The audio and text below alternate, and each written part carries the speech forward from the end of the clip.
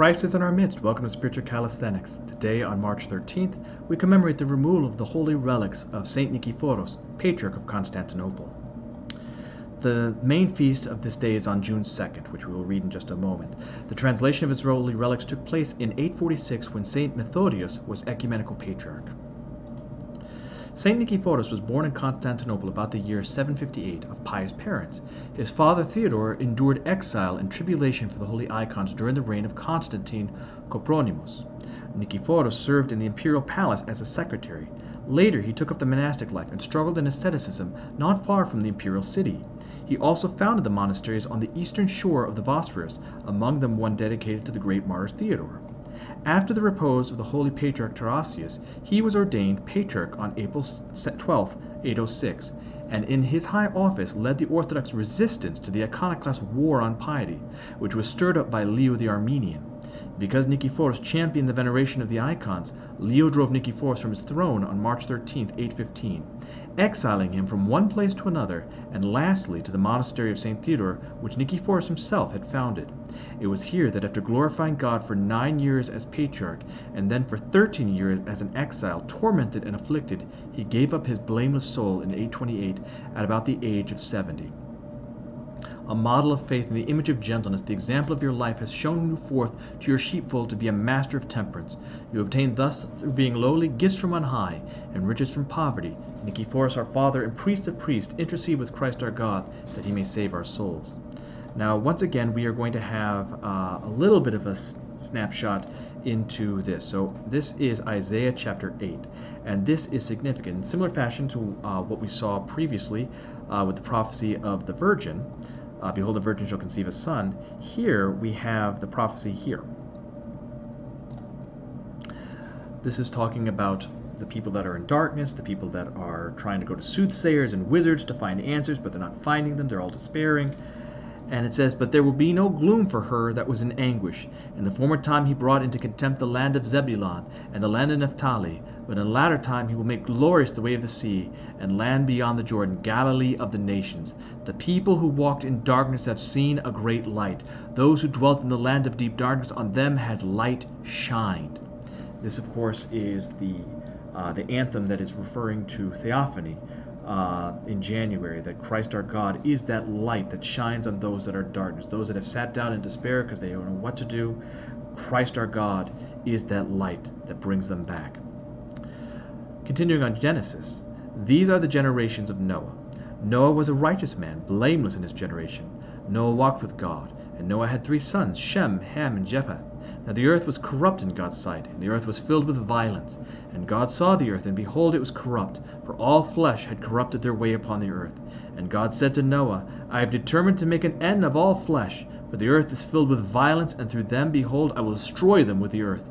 Make yourself an ark of gopher wood, make rooms in the ark, and cover it inside and out with pitch. This is how you are to make it. The length of the ark 300 cubits, its breadth 50 cubits, and its height 30 cubits.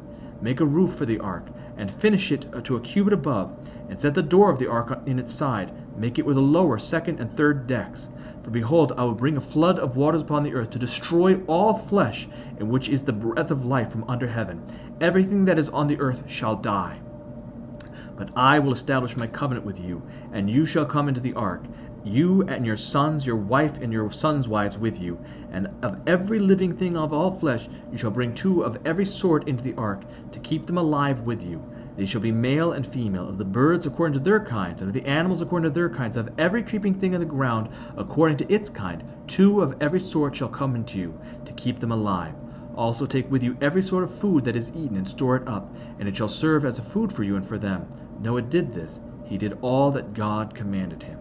So Noah represents the last of the righteous men before the earth is literally destroyed. Now, as for if this is all there is to it, who's to say? Perhaps there were more servants on the ark. Perhaps there were other areas that were not quite as destroyed, because obviously if we had only these people as that's it for humanity, we would have, again, inbreeding and problems. So it is possible that they are representative in similar ways that Adam and Eve are representative of all of humanity. We saw this when Cain said that people will kill me if they see me.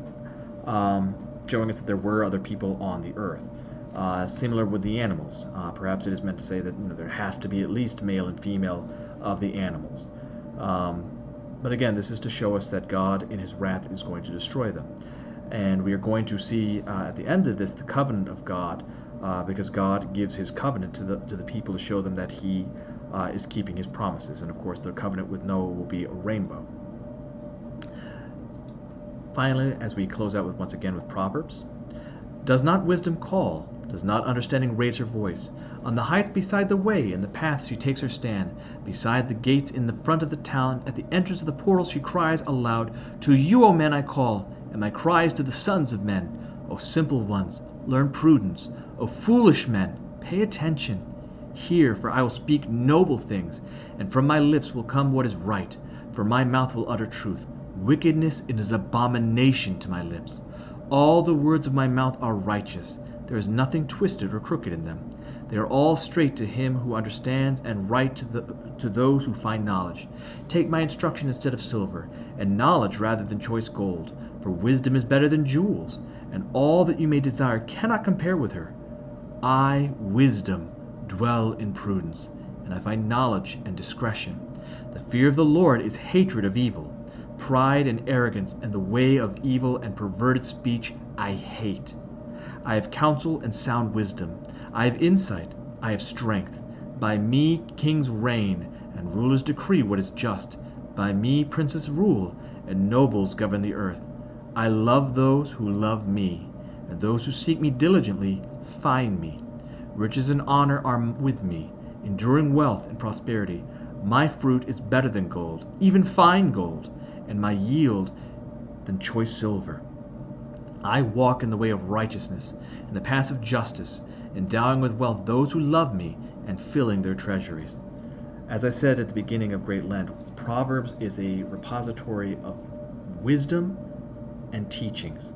This allegory of what wisdom is and what it can mean for you, holy wisdom, is something that we should seek with every ounce of our being. It is the treasure past telling.